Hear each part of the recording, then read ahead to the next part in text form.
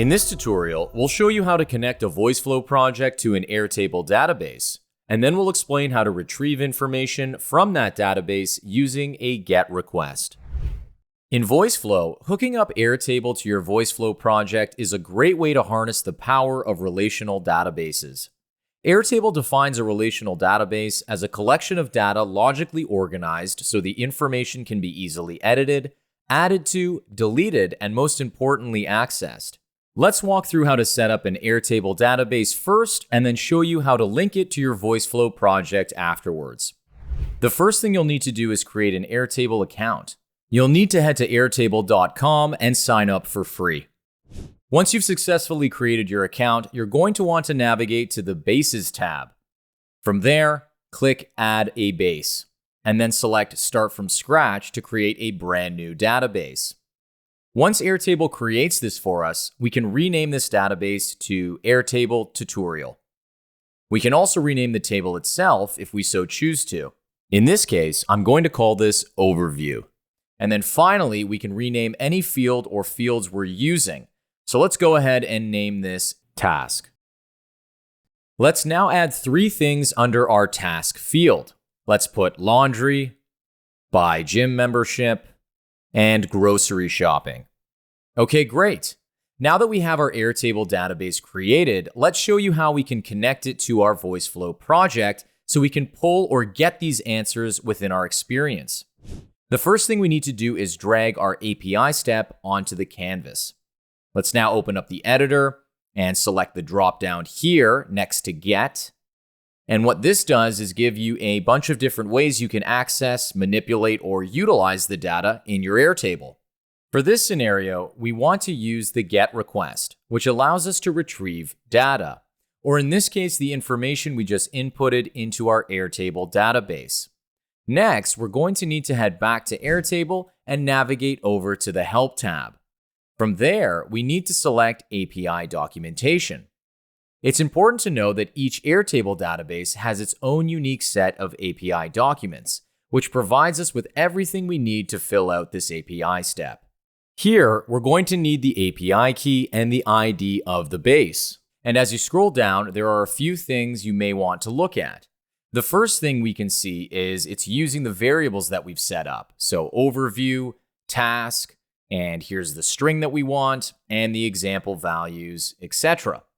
Now, what we're going to want to do here is we're going to want to copy over this URL, and we're going to place that inside our API step in the request URL text field. One thing to note when you copy this over is to make sure that it has the entire slug in it, including the name of the tab you want to pull data from. Next, let's head back to the API documentation for our Airtable. We're going to want to click Show API Key in the top right corner of the screen. This personal API key is required in order to use the Airtable API and can be generated in your Airtable account settings. If you haven't generated this key yet, be sure to do so, or this checkbox will not appear. The next thing we need to do is copy the line next to authorization. So I'm going to copy over bearer and the key for the actual base itself, and then we'll head back to Voiceflow, type in authorization under header assignments, and then paste what we had copied into the value field. Now that that's finished, we can test that request, and you can see that it's now succeeded, and voila, here are my tasks that I previously created in my Airtable database. What I can do now is I can select any one of these. So for instance, I can take this one here, and we can just click on this little red icon here to copy it. And then we're going to paste that into this field here in order to map this task to a variable. For this example, I'll create a new variable and call it recent_task, since it's the most recent task of the 3 we inputted into our Airtable database. Perfect. Our API step is set up and ready to fetch from our Airtable project. Now let's see what this looks like. Before we do this, let's create a hypothetical scenario where we might need to execute a GET request from an Airtable database. In this case, maybe we're recalling a to-do list that we filled out at the beginning of our week. To build out this example, let's drag a speak step onto the canvas. We can open up the editor and type, "What would you like to know about your weekly task list?"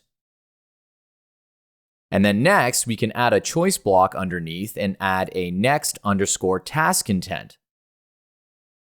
We'll then fill in our utterances. What is my next task, and last task? Okay, done. And so that will now trigger your Airtable to go get a response. We'll link this to our API step and then drag another speak step onto the canvas. In here, we'll write what the assistant might say after the API call and include our variable.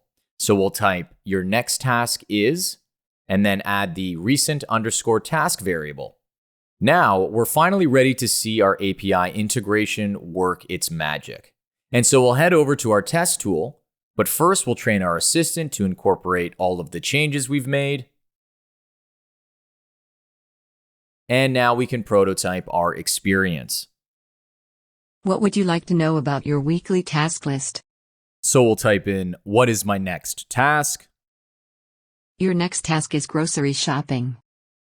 Okay, great. So that's a super easy way for you to be able to go in and pull information from an Airtable base.